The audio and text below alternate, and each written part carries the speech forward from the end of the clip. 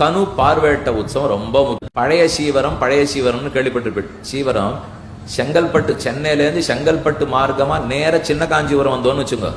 பெரிய காஞ்சிபுரம் போய் வர்ற மார்க்கம் இல்லை, சின்ன காஞ்சிபுரத்துக்கு நேரம் வந்தா வழியில பழைய சீவரம்னு வரும். மேல பெருமாள் எழுந்துருளி இருந்திருக்காரு. இந்த சீவரம் பெருமாளுக்கு என்ன சம்பந்தம்?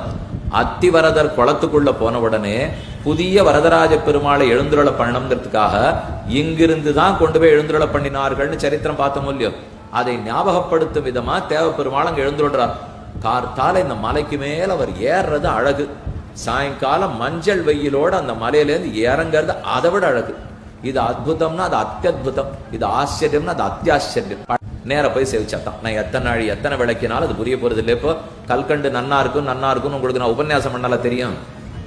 சுவாமி ஒரு பொட்டி கல்கண்டை கொண்டு கொட்டினா வாயில கொண்டோன்னா தெரிஞ்சுட்டு போறோம். இதுக்கு எதுக்கு நீர் தொண்டை கழுவி கத்திட்டு இருப்போ வாண்டாமே, அவ்வளவுதான். இப்போ இது இத்தனை நீங்க போய் சேவிக்கிற அன்னைக்கு இவர் என்ன ஒண்ணுமே சொல்லல, பெருமாள் இவ்வளவு நன்னா இருக்கேன்னு சொல்ல போறீங்க பாருங்க.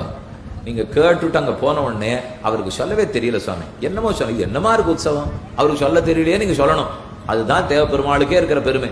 காஞ்சி பழைய சீவரத்துக்கு போய் பார்வேட்டை நடத்திட்டு பெருமாள் சாயங்காலம் இறங்கி வந்துடுறார்.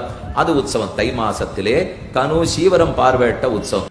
ஸ்ரீநிதிம் நிதிமபாரமர்த்தினாம் அர்த்திதார்த்த பரிதான தீட்சிதம் சர்வபூத சுகிருதம் தயாநிதிம் தேவராஜம் அதிராஜமாஸ்ரயே. திருவுக்கும் திருவான தெய்வம் வரதன். அவர் எல்லா உயிருக்கும் கருணையே புரிந்து புரிந்து புரிந்து புரிந்து அவங்க கஷ்டம் தீர்க்கிறதையே ஒரு விரதமா இருக்காரு. அந்த தெய்வத்து முன்னாடி ஒரு முறை போய் நின்னா போதும், நம்ம கேட்கிறோமோ இல்லையோ, நாம அவரை மறந்தாலும் அவர் நம்மளை மறக்கவே மாட்டாரு. நமக்கு தேவை கஷ்டம் அப்படின்னு ஒண்ணு வந்ததுன்னா அது இல்லாம போற அளவுக்கு கொடுத்து கொடுத்து கொடுத்து கொடுத்து காப்பாத்துவாரு. மற்ற தெய்வங்கள்லாம் மனுஷங்களுக்கு மிருகங்களுக்கு கொடுப்பாங்க. சில தேவதைகள் இந்திரன் சந்திரன் பிரம்மா ருத்ரன் இந்த மாதிரி தேவதைகளுக்கு கூட கொடுப்பாங்க. ஆனா இவர் ஸ்ரீரங்கத்து நம்பெருமாளுக்கே ராமானுஜரை கொடுத்த வள்ளல், பெரும் வள்ளல். அத்திகிரி அருளாள பெருமாள் வந்தார், ஆனைபடி தேரின் மேல் அழகர் வந்தார்னு சுவாமி தேசிகன் சாய்ப்பார். வந்தார் வந்தார் வந்தார்னா வரதன் வந்தாருனாலே அந்த இடத்துல பிரச்சனை போய் நன்மை வந்துருச்சுன்னு அர்த்தம். நாம போனா என்ன போகாட்டி என்ன, நம்ம காஞ்சிபுரத்துக்கு இல்ல, காஞ்சிபுரத்துக்கு பக்கத்துல போனா கூட போதும், வரதன் நம்மளை தேடி தேடி தேடி தேடி வந்து அனுகிரகம் பண்ணுவார். இப்போ பாரிவேட்டை உற்சவமா பழைய சீவரம் அப்படிங்கிற ஊருக்கு வருவாரு. அந்த இடத்துல மலைக்கு மேல இருக்கக்கூடிய மண்டபத்து மேல எழுந்தருளி அங்க ஏகாந்த திருமந்திரம் கண்டருளி மஞ்சள் வெயில் மேல படுற மாதிரி தக தக தக தக தகன் மேல இருந்து கீழே இறங்கி வருவாரு. அந்த மலைக்கு ஏறுறது ஒரு அழகு, இறங்குறது ஒரு அழகு. ஏறுறப்போ சுவாமிகள் கட்டியம் சொல்லிட்டே இருப்பாரு. அந்த கட்டியத்தோட அழகா ஒரு மலை ஏறி போவாரு. அப்படி அந்த தெய்வம் அந்த மலை மேல ஏறி இறங்கி வர்றப்போ நாம அவரை பாக்குறோமோ இல்லையோ, அவருடைய அருட்பார்வை நம்ம மேல இருக்கும் அப்படிங்கிற தைரியத்துல எந்நேரமோ அவரோட திருவடிகளுக்கு பல்லாண்டு பாடிக்கிட்டே இருப்போம். யதிராஜோ விஜயத்தை.